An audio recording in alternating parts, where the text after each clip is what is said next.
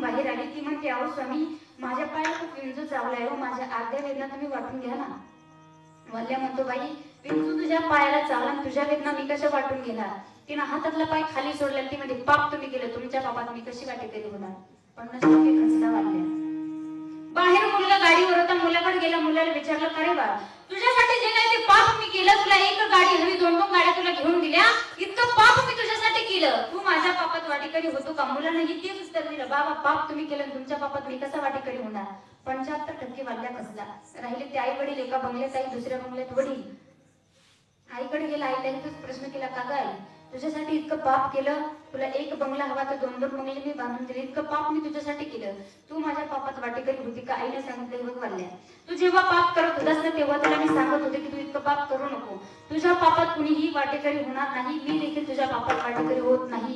85% वाल्या फसला, राहिले ते वडिलांकडे गेला, वडिलांनाही तोच प्रश्न केला, वडिलांनीही तेच उत्तर दिलं, वाल्या पाप तू केलं, तुझ्या पापात मी वाटेकरी होत नाही. वाल्या 99% कसला राहिला, तो 1% नारद मुनींकडे आल्याने चरणावरती लोळायला लागला.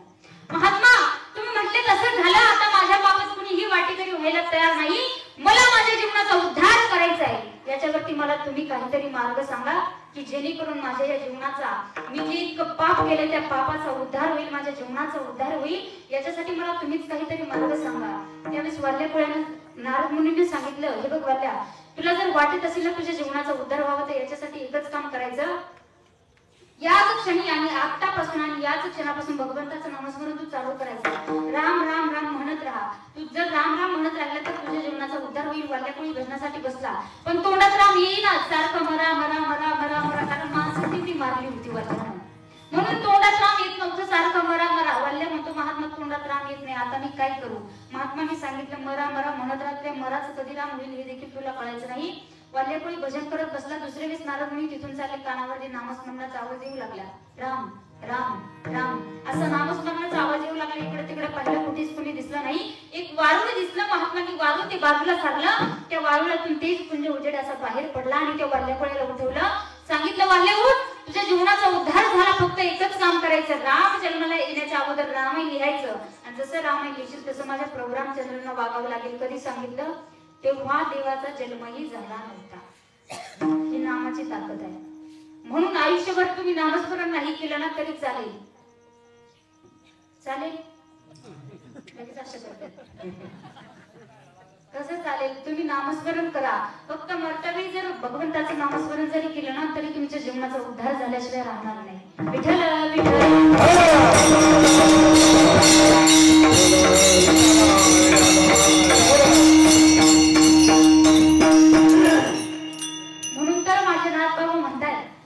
माझ्या जीवनामध्ये काहीच नको, फक्त तुझं नामस्मरण, तुझी भक्ती मला माझ्या जीवनामध्ये दे. आणि तुम्हाला सांगून जाईल मी, जीवनामध्ये भक्ती असली पाहिजे. निष्कामपणाने देवाची भक्ती करा.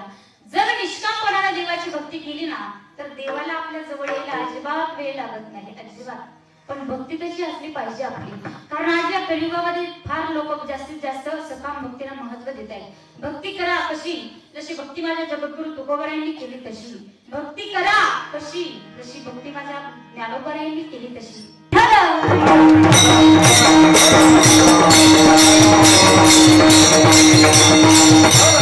महायोग पिठे तटे भीमरथ्यं वरं पुंडलीकाय रातुं मुनींद्र समागत्य तिष्ठन्तमानन्दकण्डो परब्रह्मलिङ्गं भजे पाण्डुरङ्गं पाण्डुरङ्गाकार पाण्डुरङ्गाकार पाण्डुरङ्गाकार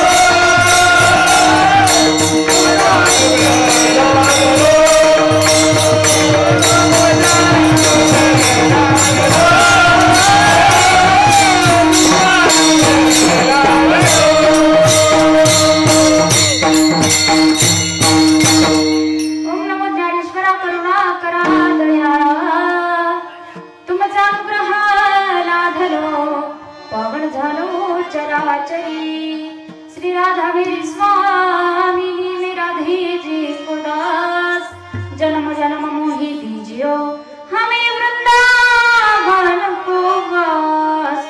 सच्चिदानंद रूपाय विश्वोत्पत्त्यादि हेतवे, तापत्रय विनाशाय श्री कृष्णाय वयं नमः। मनोजवं मारुततुल्यवेगं जितेन्द्रियं बुद्धिमतां वरिष्ठं, वातात्मजं वानरयुक्तमुख्यं श्रीरामदूतं शरणं प्रपद्ये। श्रीगुरुचरण सरोज रजा निज मन मुकुरो सुधारी, वर्णो रघुवर विमल जसु जो दायक फल चारि। बुद्धिहीन तनु जानिके सुमिरो पवन कुमार, बलवती विद्या देहु मोहि, हरहु कलेसा विकार। आइए महाराज विराजे, आइए हनुमंत विराजे।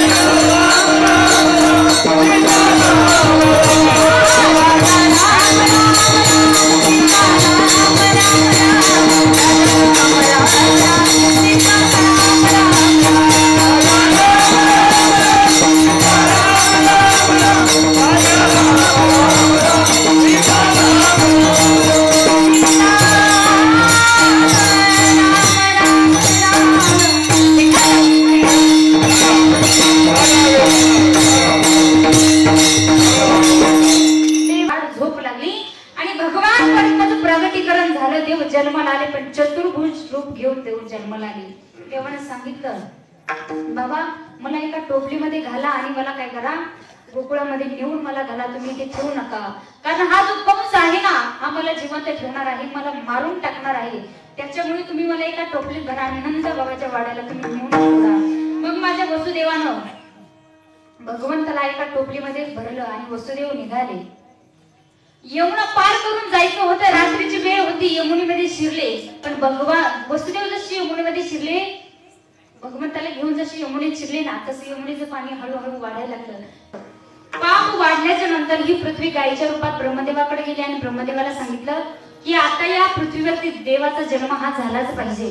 कारण पृथ्वीला सगळं काही सहन होतं, पण पृथ्वीला पाप सहन होत नाही. पृथ्वीवरती दैत्यांचा वाढला आणि पृथ्वीवरती पाप वाढत चाललं. पृथ्वी ब्रह्मदेवाकडे गेली, ब्रह्मदेव नारायणाकडे गेले आणि नारायणाला सांगितलं की देवाचं प्रागटीकरण होणं हे अत्यंत गरजेचं आहे.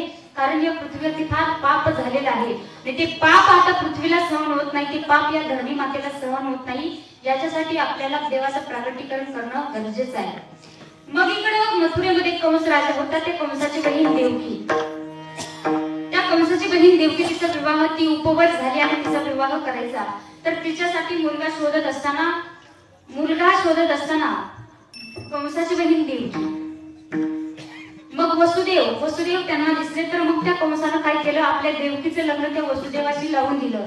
देवकीचा आणि देवकीची बहीण कंसाची बहीण देवकीचा आणि वसुदेवाचा विवाह झाल्याच्या नंतर आता कंस राजा होता म्हणून गावचे भरपूर वाड्यामध्ये निमंत्रण पोहोचले होते. बाहेर गावून बरीचशी मंडळी आलेली होती. विवाह पार पडल्याच्या नंतर झालं असं, कंसानं काय केलं, वसुदेवाला आणि देवकीला रथामध्ये बसवलं आणि स्वतः रथ हाकत निघाले. देवकीला वाट लावण्यासाठी स्वतः रथ हाकत निघाले. पण असं झालं, त्या मंडपमध्ये बाहेर जात असताना त्या ठिकाणी अशी आकाशवाणी झाली की सांगितलं, हे कंसा, तुझ्या देवकीला घेऊन चाललाय ना, त्या देवकीच्या उदरी येणारा 8वा पुत्र तुझा काळ आहे. हे शब्द कानावर पडले कंसाच्या. कंस राग आला कंसाला आणि कंस म्हणतो, जर या माझ्याच बहिणीचा 8वा पुत्र जर माझाच काळ असेल तर या देवकीलाच मी मारून टाकतो. हातात आपल्या तलवार घेतली आणि देवकीवर उघडणार. वसुदेवानं हात जोडले, कंसा तिला मारू नको.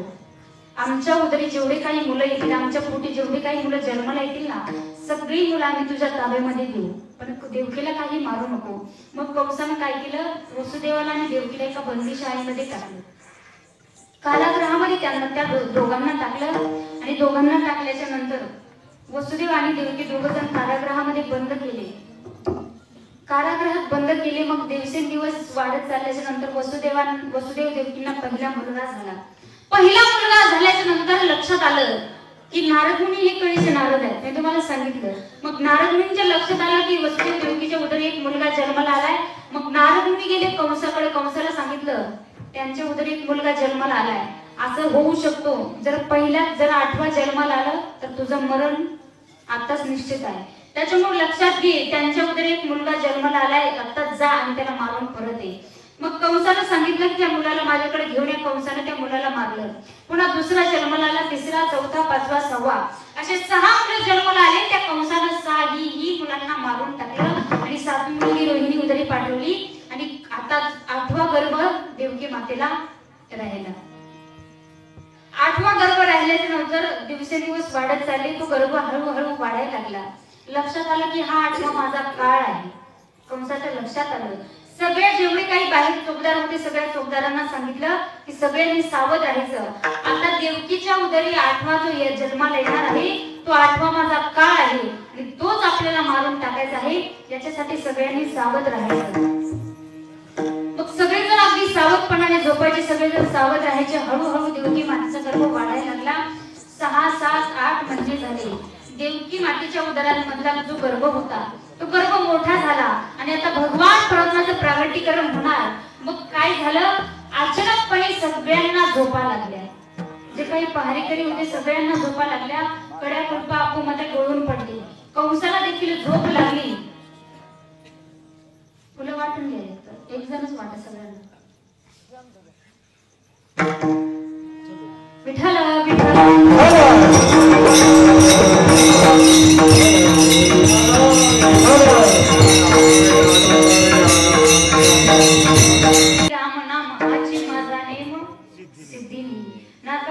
देवाकडे देवा काहीच नको, पायाला तीर्थयात्रा तुझी वारी आणि मुखाला फक्त भगवंताचं नाम, याच गोष्टी मला दे. देवाकडे मागा, पण काय मागा, आपल्या मागणे तर भरपूर आहेत, या देखील तर पुरत नाही. रजिस्टरचं पान सुद्धा पुरत नाही आपल्याला देवाकडे मागायला गेल्यावर. आपल्याला काय मागावं हे सुद्धा देवाला कळत नाही. देवाकडे मागा. तुम्हाला सांगते मी देवाकडे काय मागायचं. एका ठिकाणी फार सुंदर वर्णन केले की देवाकडे आपण काय मागितलं पाहिजे.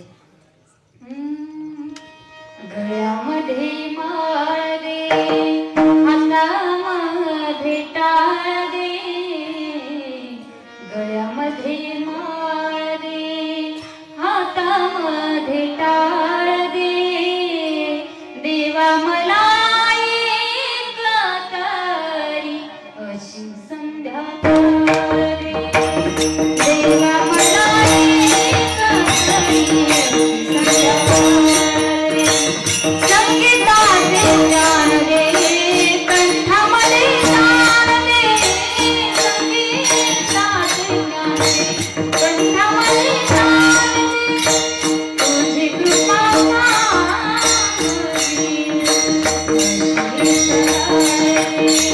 माझ्यासाठी पाय दे, वारीसाठी पाय दे, माझ्यासाठी पाय दे, वारीसाठी पाय दे, तुझी कृपा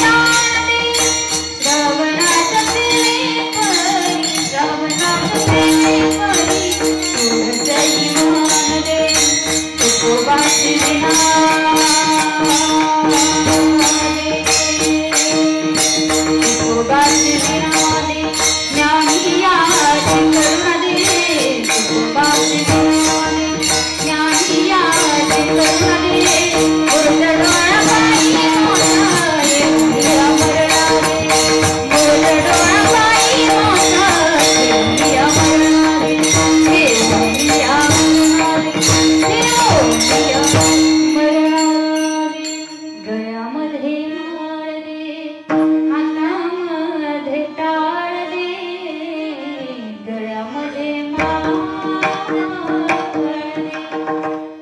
हे देवाकडे मागा.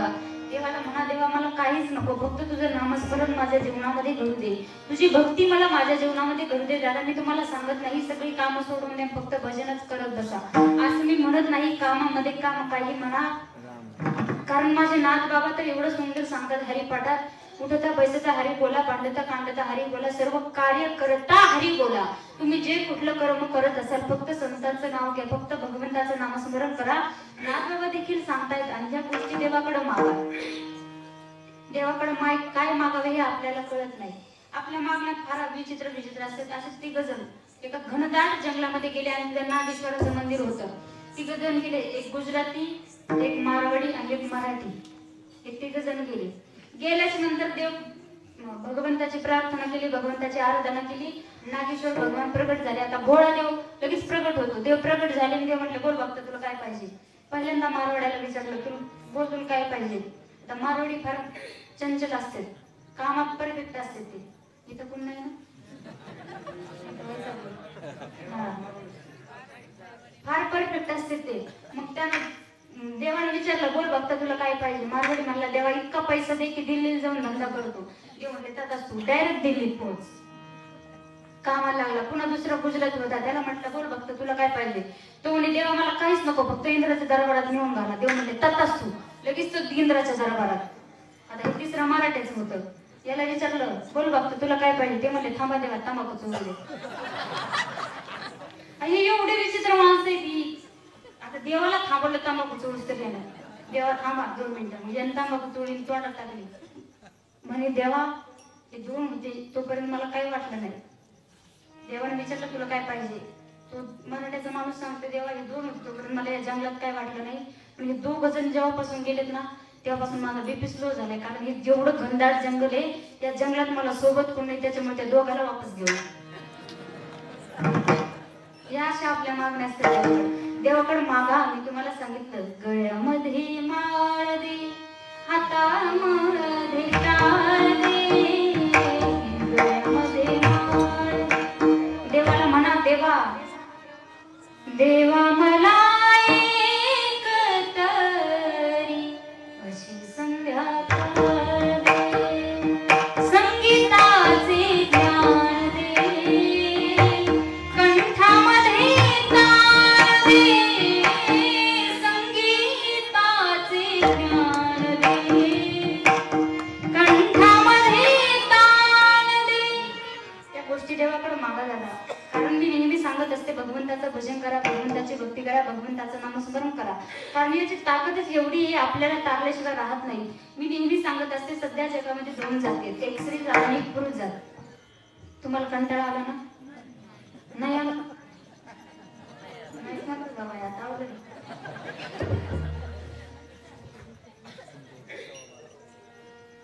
बाबाला अजून 5-10 मिनिटं मी एवढं शेवटचं उदाहरण सांगते आणि माझी सेवा संपवते.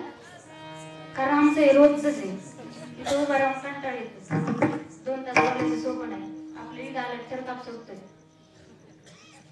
त्याच्यामुळे ऐका, मी नेहमी सांगत असते की सध्या जगामध्ये 2च जाती, एक स्त्री जात आणि एक पुरुष जात. त्या दोनही जाती चुकीच्या मार्गाला लागलेल्या आहेत. त्या कशा तर ऐका. तुम्ही म्हणत आहे असं कसं बोलताय, या चुकीच्या मार्गाला लागल्या, पण तसंच आहे आणि हे सत्य परिस्थिती आहे. कारण सध्या जगात 2 जाती आहेत, एक स्त्री जात आणि एक पुरुष जात. पुरुष मंडळ तुमच्या जीवनामध्ये फक्त 2 कागद आहेत. लक्षपूर्वक ऐका. तुमच्या जीवनामध्ये फक्त 2 कागद आहेत आणि महिला मंडळ तुमच्या जीवनात फक्त 2 धातू आहेत. पुरुष मंडळ तुमच्या जीवनातले 2 कागद आहेत. पहिला म्हणजे पैसा आणि दुसरा म्हणजे सातबारा. तिसरा कागदच तुमच्या जीवनामध्ये नाही. आणि महिला मंडळ तुमच्या जीवनातले 2 धातू मी तुम्हाला मगाशी सांगितले. एक म्हणजे लोखंड आणि दुसरं म्हणजे तांब. सोनं का होतं मला तसं. तुमच्या जीवनात 2 धातू, एक सोनं आणि एक चांदी. हे 2च धातू तुमच्या जीवनात आहेत. पण पुरुष मंडळ लक्षपूर्वक ऐका, तुम्हाला सांगणे एवढी पात्रतेची मी नाही. तुमच्यापेक्षा मी लहान आहे, वयानं लहान आहे आणि तुम्हाला सांगणे एवढी माझी पात्रता पण नाही. पण जे काही सांगणार आहे त्याचा जर तुम्ही सारासार विचार केला तर नक्की तुमच्या जीवनात बदल झाल्याशिवाय राहणार नाही. तुमच्या जीवनात 2च कागद आहेत. पहिला म्हणजे पैसा. तुम्ही पैसा कमवा. माझं तर म्हणणं आहे, तुम्ही जीवन जगत असताना कमीत कमी 100 करोड रुपये तरी कमवले पाहिजे. किती तुम्ही कमवा नका कमवू त्याचं काही मला घेणं देणं नाही, पण कीर्तना पुरता हा म्हणा. कारण हा ना असा प्रश्न केला काही काही लोक म्हणतात ताई आमची गरीब परिस्थिती आम्ही कशी 100 कमवायची. पण त्याचं तात्पर्य तुम्हाला लक्षात येईल. शेवटी मी काय सांगणार आहे, तुम्ही 100 CR कमवा, फक्त मरताना आपल्या मुलाला सांगायचं बघ बाळ मी तुझ्यासाठी इतकं धन कमवून ठेवलं. मी मेल्याच्या नंतर 99 करोड रुपये तुझ्या अकाउंटला ट्रान्सफर होणार आहेत. फक्त मी मेल्याच्या नंतर काय कर आपल्याकडे सरेंडर असतात का? हा आमच्याकडे माणसं मेल्यावर राहतात, तुमच्याकडे हा आपल्याकडे जे सरण असतात ना त्याच्यावर काहीतरी तूप खोबरं टाकून काही कापूर काहीतरी टाकायची पद्धत असते. त्याला सांगायचं हे बघ बाळ ते न टाकता फक्त एकच काम कर, मी मेल्याच्या नंतर 99 करोड रुपये तुझ्या अकाउंटला ट्रान्सफर होणार आहेत. फक्त मी मेल्याच्या नंतर काय कर त्या सरणाच्या कडीनं 1-1 लाखाची गड्डी मान, म्हणजे माझ्या आत्म्याला शांती भेटेल. मानतेला पोरं नाही म्हणणार ते पक्का विश्वास देतात नाही म्हणणार. आणि दुसरा कागद तुमच्या जीवनात आहे 7-12. आता काही काही ठिकाणी चहा प्यायला गेल्याच्या नंतर लोक अभिमानाने सांगत असत ताई या कुडलिंबापासून तर त्या बाबळीपर्यंत आता 7-12 एक पठ्ठ्याच आहे. ती जमीन खालून हसत असते, ती जमीन म्हणत असते वेड्या, ती जमीन सुद्धा प्रमाण देते. ती जमीन म्हणते वेड्या आता मेला पंजा मेला बाप मसना गेला देखत देखत ना तू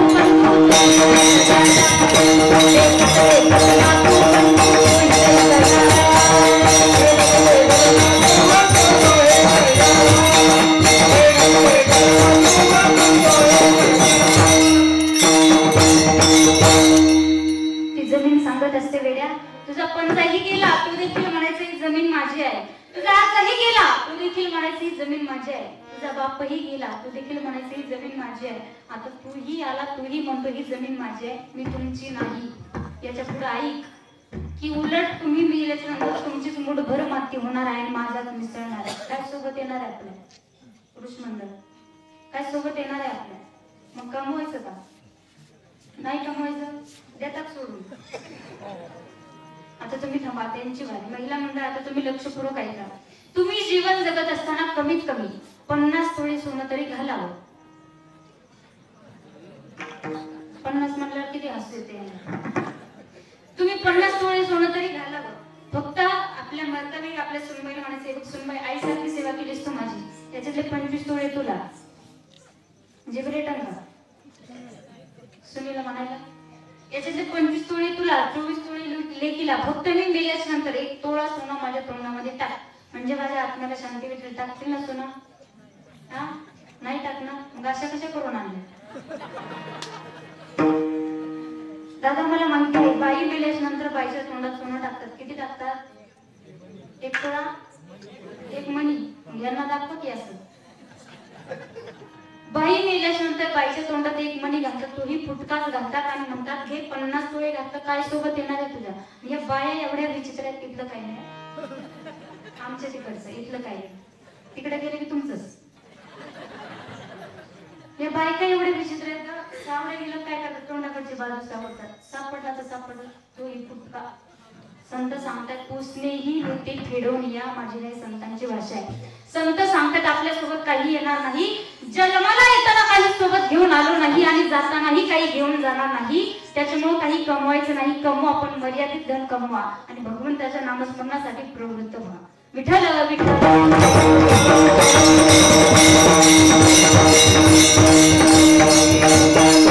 आतापर्यंत भजन केलं नाही म्हणून रडत बसू नका. झाले गेले पाहू नका. पुढे जामीन आहे तुका. पण इथून तरी पुढे आता तरी पुढे हाची उपदेश नका करू नाश. का तर नाशवंत देह जाणारच कळ. आयुष्य खातो काळ देह जाईल जाईल त्याची काळोबा. का खायला त्याच देह हे काळाचे धन कुबेराचे येथे मनुष्याचे काहीच नाही. सोबत येताना काही घेऊन आलो नाही आणि जातानाही काही घेऊन जाणार नाही. जन्म आपण मरताना 2च गोष्टी सोबत घेऊन जाऊ. लक्षपूर्वक ऐका. 2 गोष्टी आपण नेऊ सोबत. 2 गोष्टी त्या कोणत्या की गळ्यात घातलेली पवित्र तुळशीची माळ आणि या मुखाने केलेलं भगवंताचं नाम. या 2च गोष्टी आपल्या सोबत येणार आहे. म्हणून या 2च गोष्टी जीवनामध्ये करा. काही सोबत येणार नाही दादा आपल्या. कितीही कमवा कितीही कमवा सगळं इथंच ठेवून जायचंय. मला सांगा रावण केवढा होता.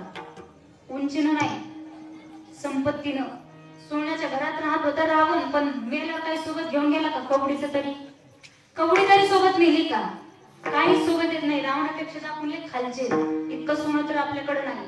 म्हणून काही सोबत येणार नाही, फक्त भगवंताचं नाम आपल्या सोबत येणार आहे. म्हणून भगवंताचं नामस्मरण करा. आणि इथं बसलेल्या ज्यांना ज्यांना वाटत असेल माझ्या जीवनाचा उद्धार व्हावा, त्याने त्याने हात वरती करा. घ्या हात वरती. वरती बसलेले, हा घ्या वरती. इकडे बसलेले घ्या वरती. जितकी उंच जाते तितकी उंच घ्या. दादा यांची शूटिंग काढून घ्या तुम्ही.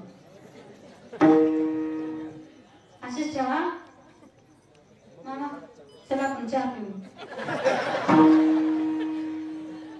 सगळ्यांनी आमच्यासोबत प्रेमानं भजन म्हणायचं. हात खाली घेऊ नका. जे हात खाली घेईन त्याला त्याच्या शेजाऱ्याची शपथ. शेजारी मारायचा की ठेवायचा बघा आता. टाळकरी मंडळी तुम्ही घ्या खाली, आमचं काम बंद पडेल. हा तुम्ही म्हणाले की आम्हाला व्यायाम करायला होते काय काय आता. हा असं एक वरती करा, असं करा माझ्यासारखं. आपल्या पाठीवर शब्बसकी द्या. तुम्हाला कोण देणार मग? तुम्ही तुम्हाला. असं सगळ्यांनी फार गोड भजन केलं. सगळ्या मावशांनी केलं, सगळ्या दादांनी, सगळ्या सरदार बाबा काका सगळ्यांनी छान भजन केलं. म्हणून सगळ्यांना कोटी कोटी धन्यवाद. आणि हात खाली घ्या म्हणण्याच्या अगोदर खाली घेतली, त्याच्याबद्दल लाख लाख धन्यवाद. असं वारकरी संप्रदायाच्या नियमाप्रमाणे भजन करू आणि सेवेला पुढे